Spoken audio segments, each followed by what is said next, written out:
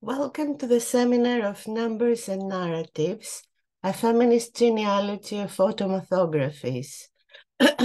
This interdisciplinary research project is a critical investigation of women's involvement in the field of mathematics. It addresses the socio-historical, political, and cultural conditions of their exclusion and explores gendered trails in the process of becoming a woman mathematician. It draws on the notion of automathographies from Paul Halmus's influential book, I Want to Be a Mathematician, an Automathography, and focuses on the 18th and 19th century. Designed as a feminist genealogy, the research revolves around three questions. What is the present of women in mathematics? How has this present been historically constituted? And how can we imagine a different future?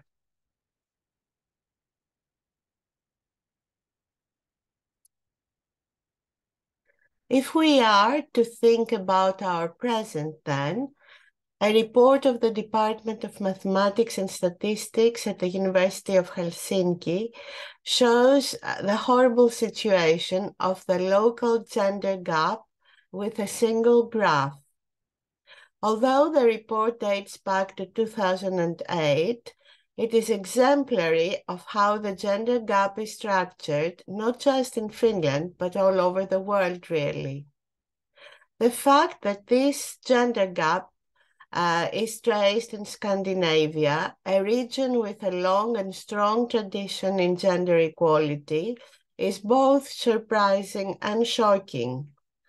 Women and men start their undergraduate studies on equal grounds, but as they advance, the gap widens, reaching a dramatic zero at the professorial level for women.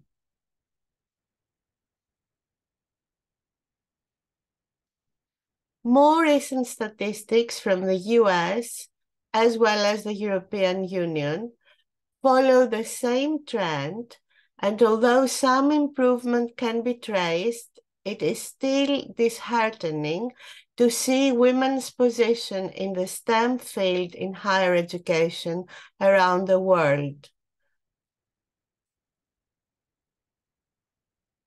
If we come to the world of workforce in STEM, the picture is equally grim, showing very little improvement despite the efforts. Since the present does not offer much hope, let's turn to the past then. The research deploys novel ways of archival research in the era of the digital turn and opens up new paths of memory work in the field of gender and science studies. It deploys narrative analysis of 6 women mathematicians' ego documents, including autobiographies, diaries, and letters, as well as the philosophical and literary writings. Of course, their contribution to mathematics has already been done in the history of mathematics, so the project and my position within it focuses on life history documents. The 6 women have not been selected. They are the only one that we know of in the early modern period, with the exception of the Chinese mathematician and astronomer Wang Zhenyi, who lived in the 18th century, as well as Hypatia, who we all know, I guess, the ancient mathematician and philosopher. Unfortunately, however, there are no ego documents for either Hypatia or Wang Zhenyi, at least that we know of or that we can trace in archives. And I guess Chinese scientists and historians of scientists might come up with some archival documents about Jenny, but for the time being, we don't have any.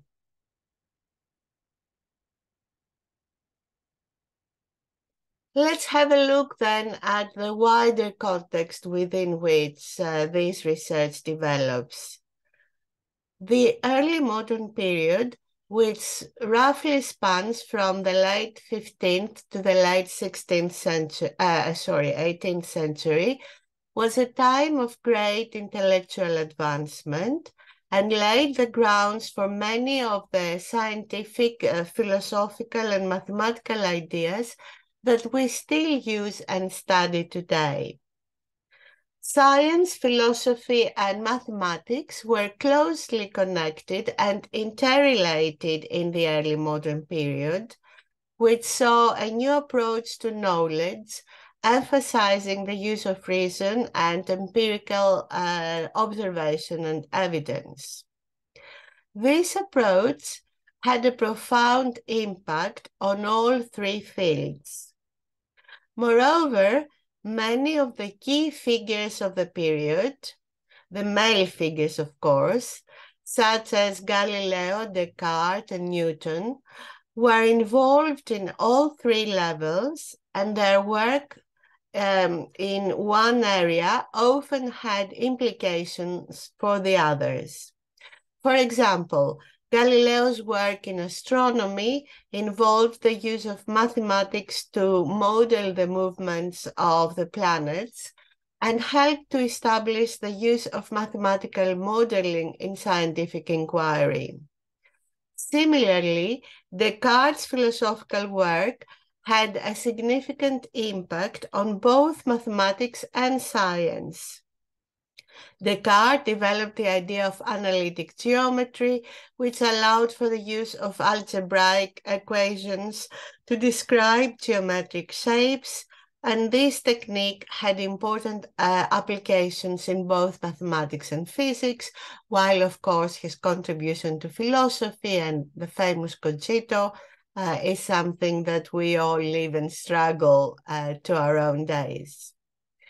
In this light, when considering the 6 women, we should bear in mind that it is not accidental that apart from their mathematical work, they were also scientists and philosophers, and some of them, like Sofia Kovalevskaya, also wrote fiction and poetry.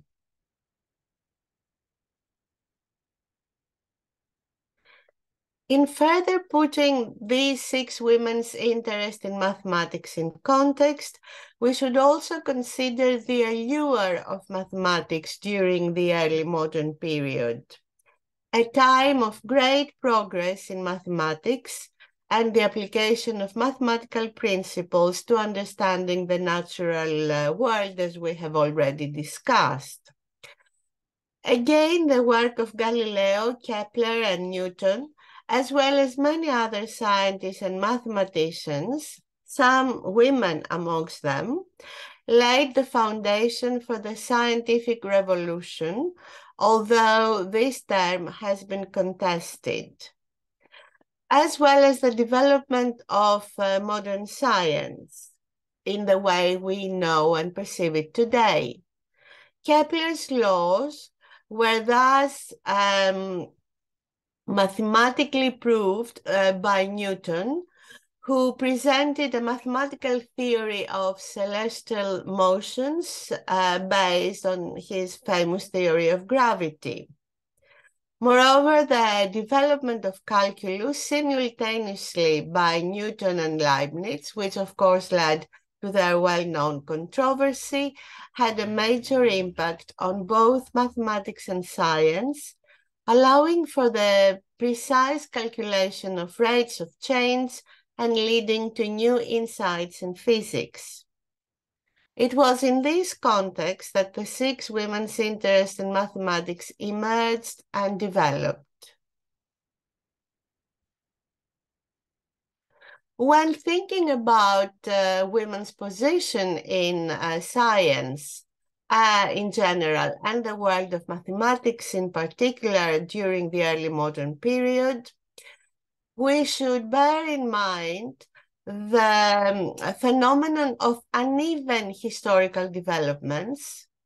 Let's consider, for example, that in 1678, the Venetian aristocrat Elena Cornaro Piscopia became the first woman to be awarded a doctoral degree by the University of Padova, which, however, closed its doors to women less than a year later and denied access to women for the next 300 years.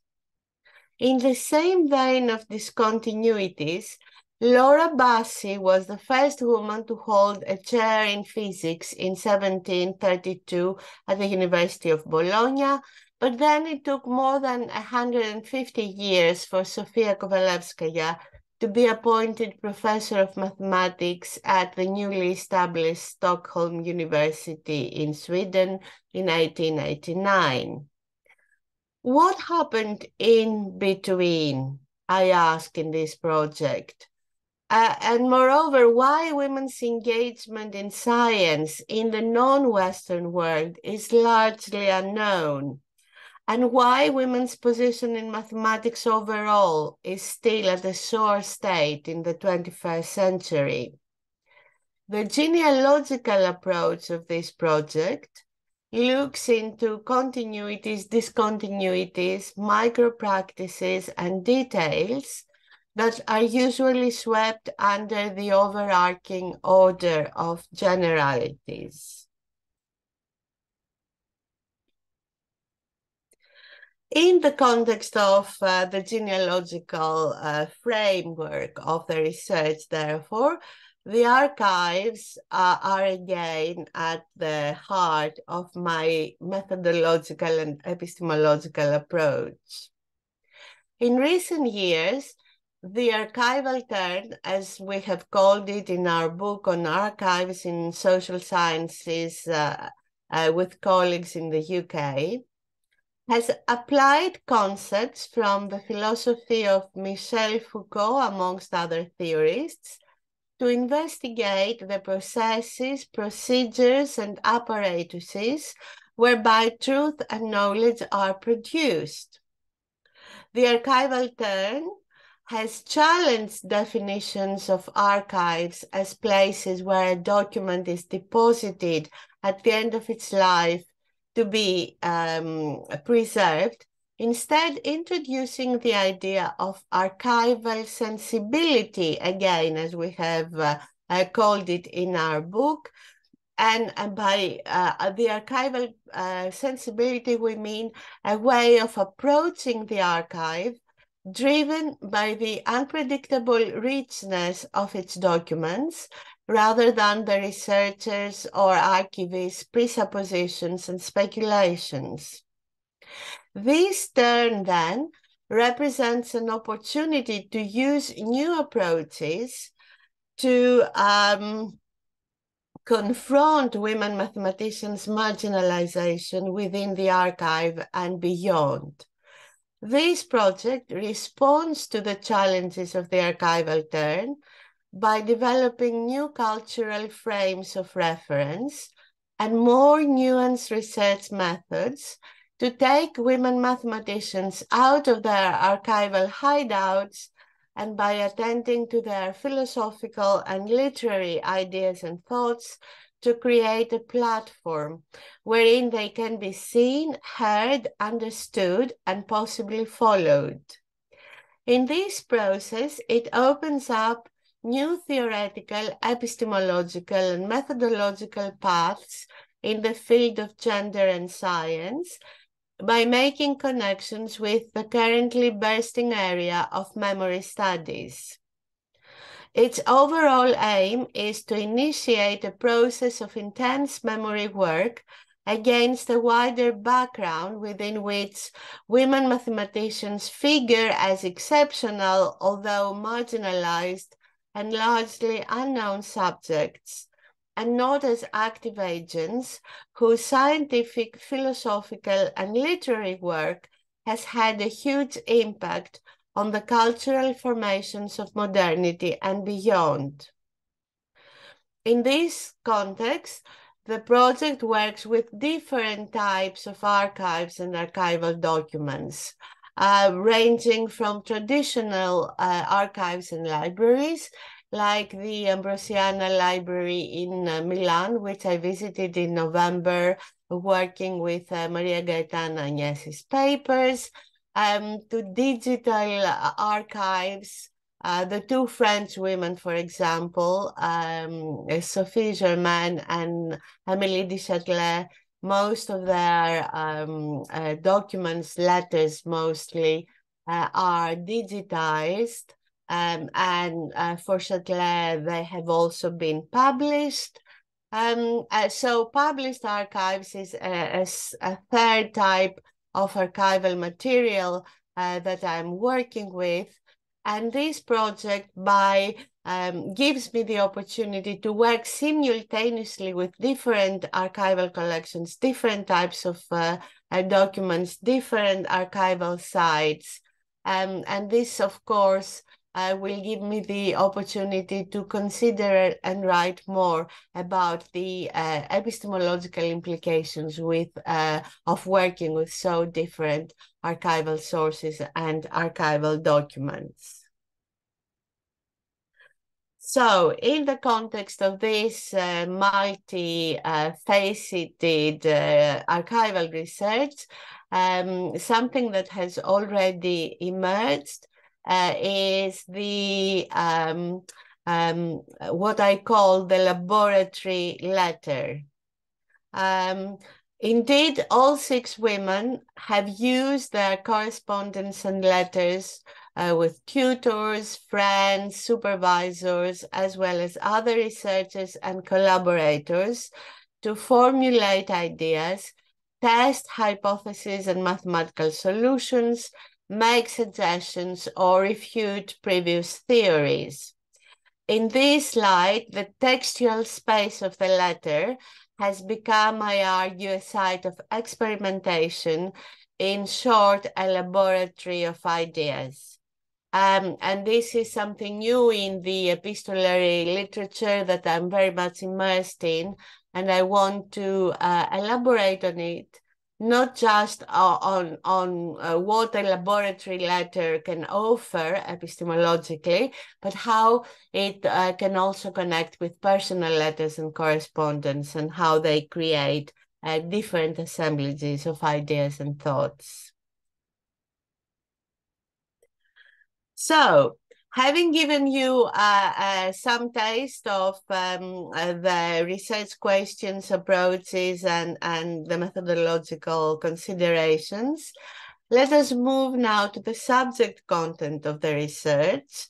There are already emerging themes which are proliferating as we speak. So in what follows, I'm going to say a bit more about all of them.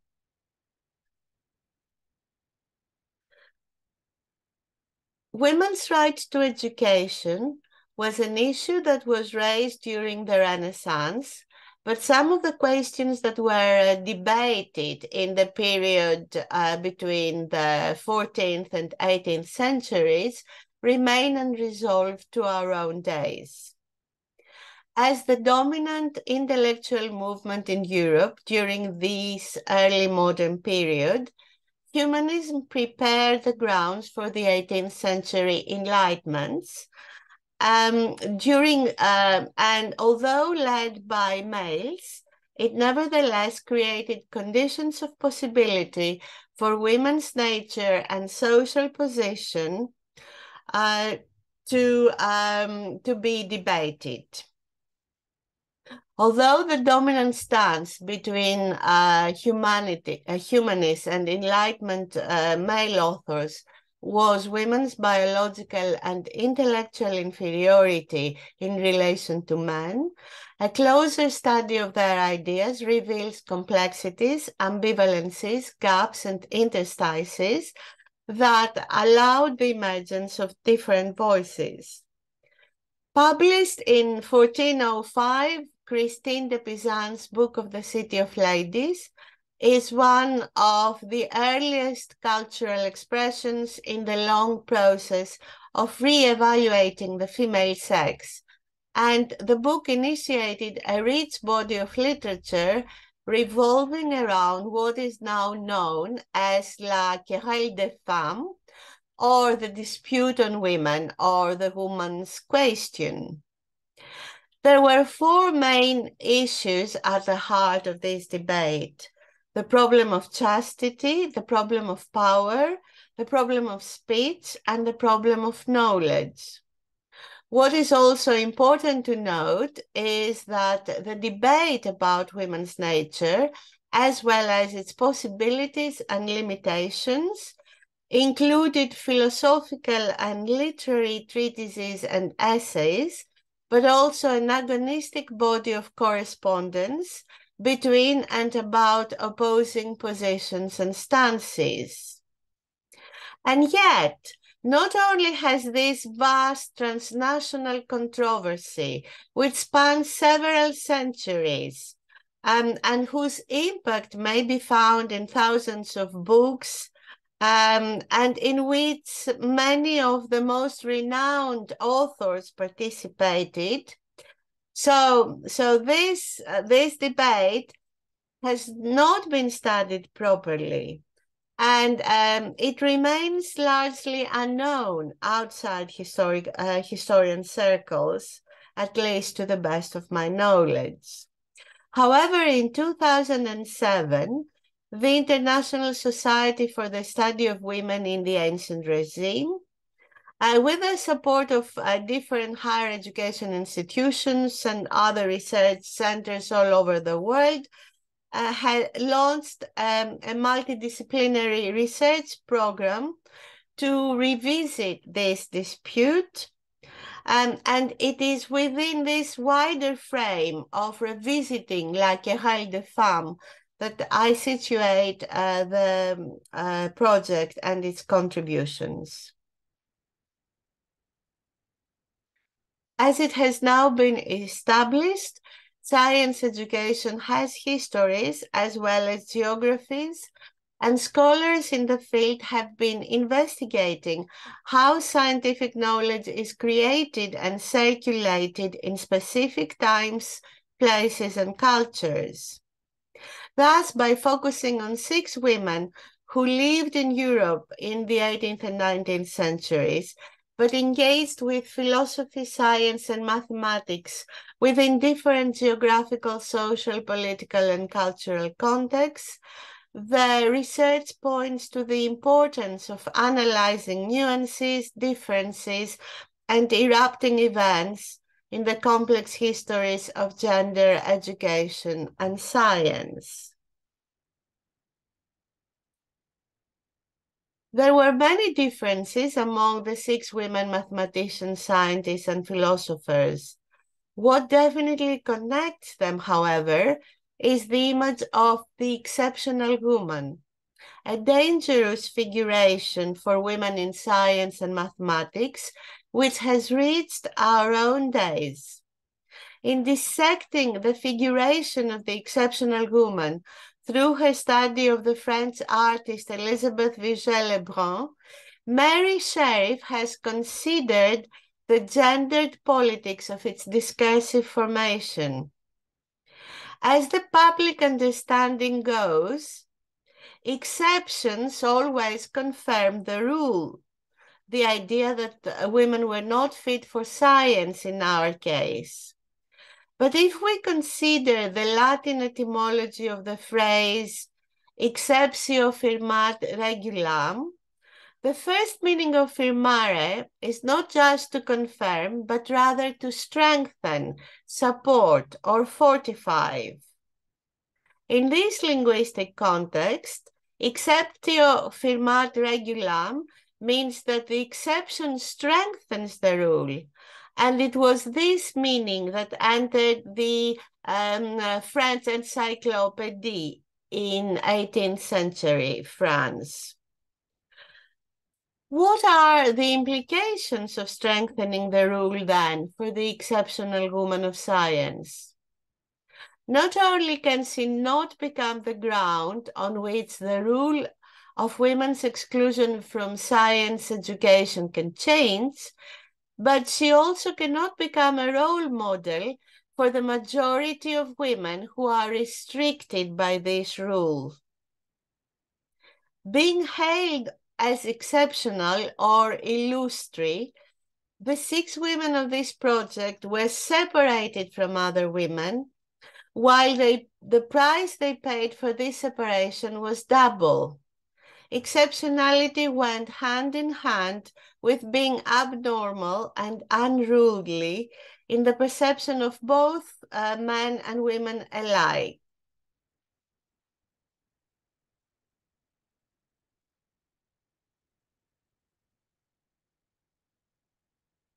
If not as exceptional women, then, how can we make sense of the extraordinary paths of the 6 women's life and work? In responding to this question, I deploy the notion of the event as a lens through which we can make sense of the process of becoming a woman mathematician. Taking up the event as an important theoretical and methodological approach is framed, of course, within the overall genealogical frame of my work. Foucault talked about events and eventalizations when writing about his method, which was genealogy. Taking eventalization as a mode of understanding, Foucault argued that the genealogist does not look beyond or behind historical practices to find a simple unity of meaning or function as the discourse of the exceptional woman in our case.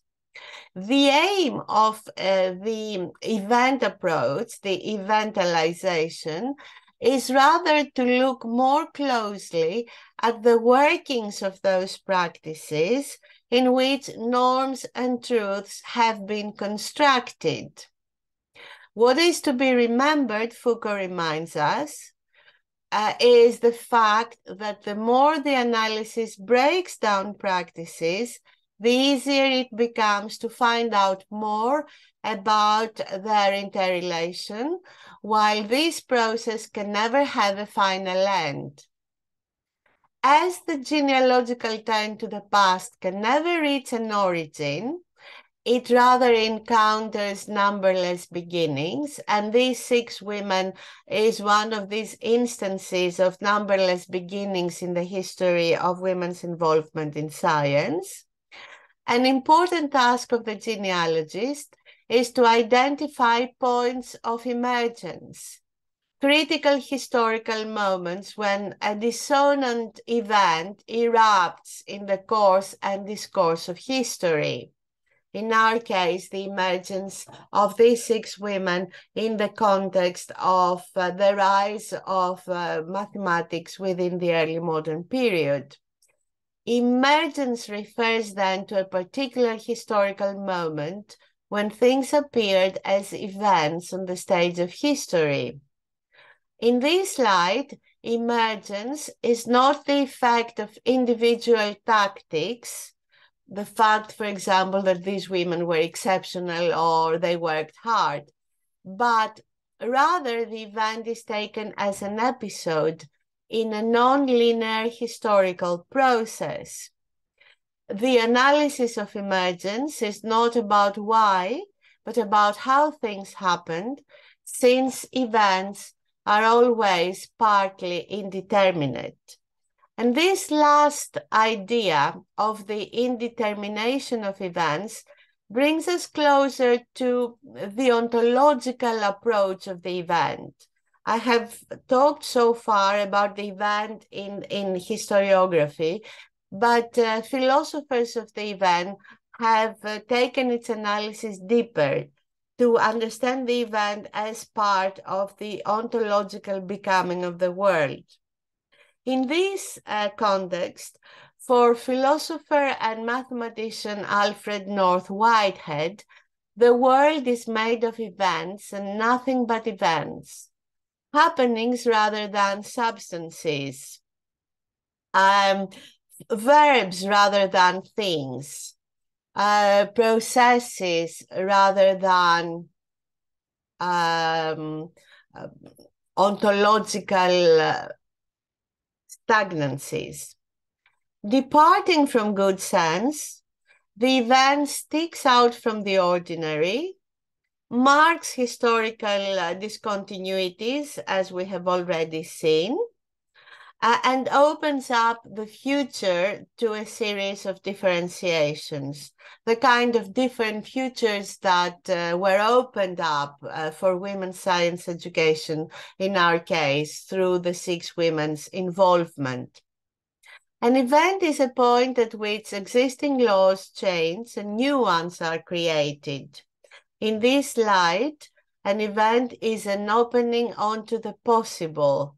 And even if this possibility is not realized or it's not fully realized, it will nevertheless persist into the future, preserved in the unconscious of individuals and society, as Gilles Deleuze and Félix Guattari have pointed out, thinking about May 68, the revolution by the French students first, which then, of course, became an overall event in French society.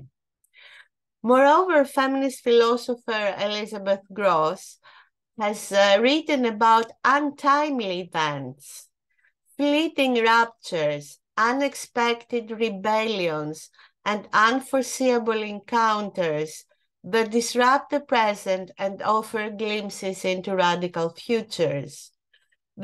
Some of the things, for example, that these women wrote were beyond their time, and perhaps that's why they could not be understood or taken seriously.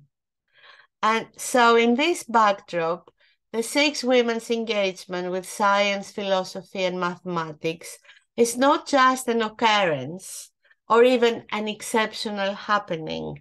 It is rather of the order of an untimely or pure event, free of all normal or normative causalities. What counts in the process of their becoming a scientist is the moment of eruption, the moment when they suddenly felt what was intolerable in their life, but also saw the possibility for something else.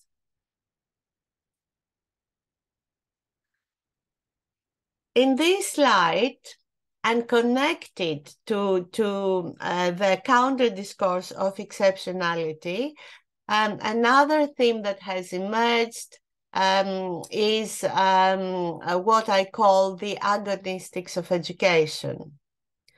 Agonism is an important notion in the philosophical thought of Hannah Arendt, underpinning her configuration of action and politics. But as its etymological root in the ancient Greek word agon, that is struggle, indicates, agon does not only denote affirmative action towards achievement, creation and recognition. Arendt talked about agonism in the ancient Greek polis, where all citizens were competing with each other in terms of showing their abilities and talents. Agon is also a contestation. It is about dissent and opposition. And this last component is prevalent in other approaches to agonism in theories of the political. But while agonism is a recognizable, although contested side in political philosophy, its transposition in the field of educational studies is an emerging and yet critical area. although it is focused primarily on sociological, political, and philosophical aspects of educational institutions, discourses, and practices, and not on the process of learning. In thus transposing the Arendtian conceptualization of agonism as affirmative contestation in the field of education as learning, what I have found critical is its entanglement with the boundlessness, contingency, and unpredictability of action in the 6 women's lives.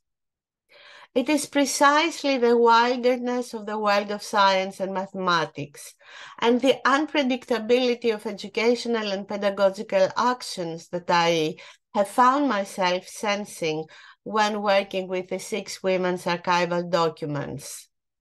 In using the Arendtian notion of agonism as a lens through which I have read these documents, my suggestion is that the agonal spirit emanating from them challenges prevalent discourses around exceptionality in real and fictional constructions of the woman mathematician and scientist then and now. Thus, instead of putting women mathematicians and scientists on pedestals, glorifying their rare talents and skills, and hence separating them from the multitude, we should better study and examine the minutiae of the agonistic processes they entered in, grappling with the world of science and mathematics. An ongoing struggle that reaches our own days in various modalities and forms. What I finally suggest is that excavating agonistic moments in the troubled histories of gender science and mathematics does not only interrogate its present sore state, but also sketches actions for radical futures responding to the question, how can women become other as mathematicians, philosophers, and scientists? An overall theme that has emerged in this research project is the role of men in the lives of all 6 women's work. Men were both real and fictional in these networks of support. Sometimes it was their father or husband or lover who were supporting them in their studies and in their work. But other times there were literary or historical figures, like, for example, the effect that Archimedes' life had on Sophie Germain's love for mathematics and her insistence on self-educating herself on the subject. Men were not only supporters, but also opponents.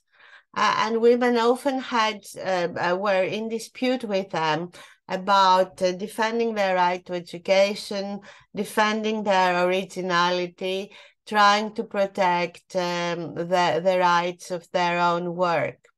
So the gender politics of women's involvement in science are fierce then and now.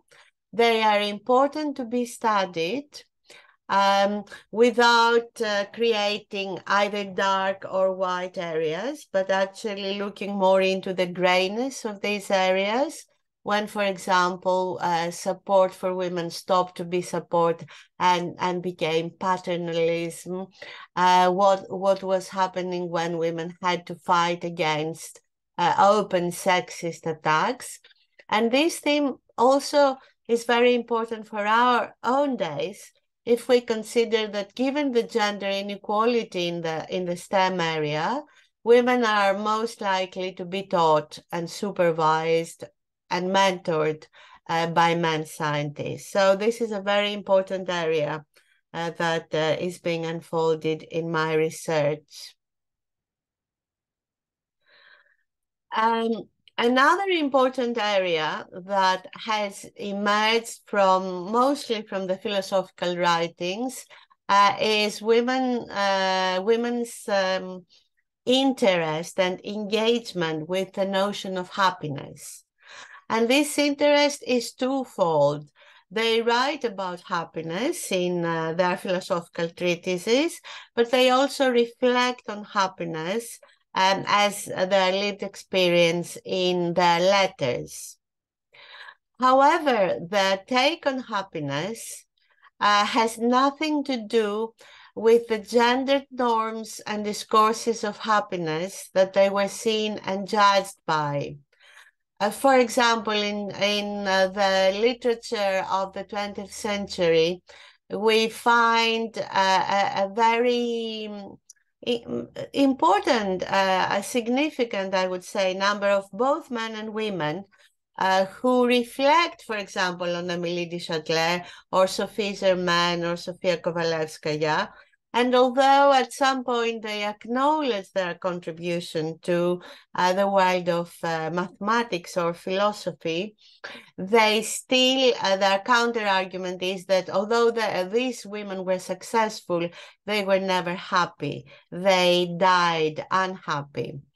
So happiness is judged in this secondary literature on the basis of the domesticity, on the basis of the fact that these women were not successful as mothers or wives or daughters.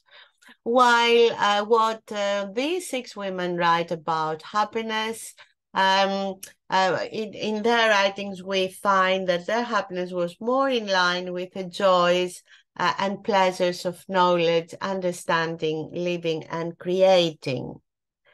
Moreover, if we read their philosophical writings in their own merit, we see that there are deep and important contributions to the philosophy and history of emotions, which is very important in our days.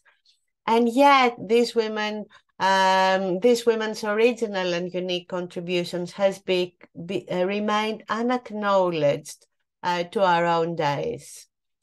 During the project, I participated, for example, in a conference on continental approaches to happiness, and there were different papers for philosophers from Nietzsche to Badiou, Benjamin, you name it, but there was no reference whatsoever to any of these women philosophers. So this is an area where I want to develop more ideas from the project. Related to happiness is also women's passionate attachment to mathematics in a theme that I have been developing as the link between love and mathematics, which is not original from my part, because already, and you can see here the biography of Sofia Kovalevskaya by one of the most important Russian mathematicians after her, Pelayeva Kochina, that has Love and Mathematics on its cover. Indeed, if we go back to Halmos' automathography, Halmos is adamant that to become a mathematician, you must love mathematics more than anything else, he writes. Of course, just loving mathematics and pure love is not enough. You must work at it hard and without stop. You must never give up. But when it comes to the hierarchy of existential needs, desires, and strives, the love of mathematics comes first, Halmos writes. And I quote here, "I'm not saying that the love of mathematics is more important than the love of other things. What I'm saying is that to the extent that one's love can be ordered, the greatest love of a mathematician, the way I would like to use the term, is mathematics," end of quote. It is precisely the allure of mathematics that becomes the object of the six women's writings, whether they write letters or they write autobiographies. And we encounter this love as a force of life throughout their different writings. And in theorizing this love, I have drawn on Arendt's many theoretical ruminations on love, and somewhere in her philosophical diary, Arendt writes that love is as a coup de foudre.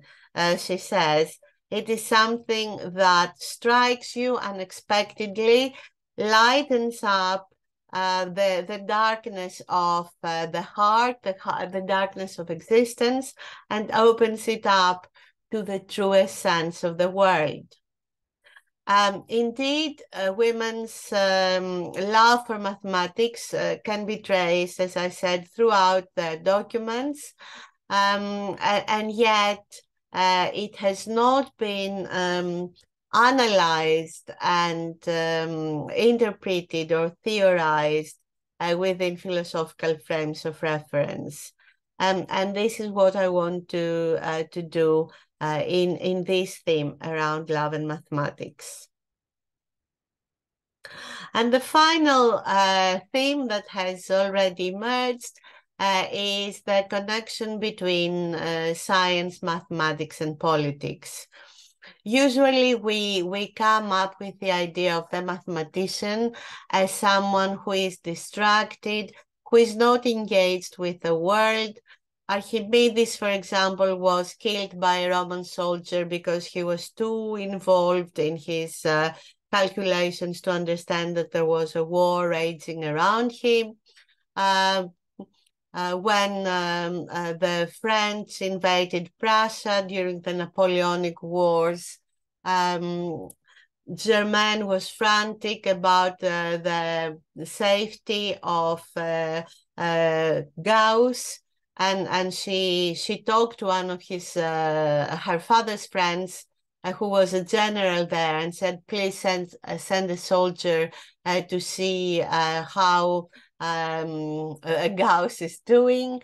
But what emerges from their documents is actually that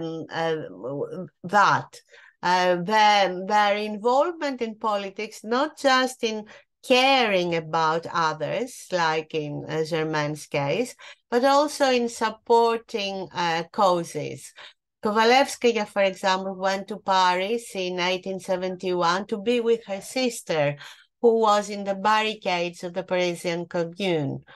Du Châtelet, when she understood that Voltaire's writings would put him in prison, offered him the family chateau in Cirey as a hideout until things were calmed down and they could persuade the king to pardon him. When Sofia Kovalevskaya again tried to find her first academic position in Helsinki, the university rejected her because they were part of the Russian Empire, and they were afraid that her ideas around nihilism would create a stream of women students going to Finland, and that was something that would displease the Russian emperor. And of course, Germaine lived and worked throughout not only the French Revolution, when, for example, Laplace was executed by the Revolutionary Tribunal, and famously the judge said that France has no need for geniuses, but throughout her life, she worked literally side by side with all the revolutions that took place in Paris throughout the 19th century. So exploring more about these important connections between, or assemblages, I would call them, between science and politics becomes a very important theme of my project. Thank you.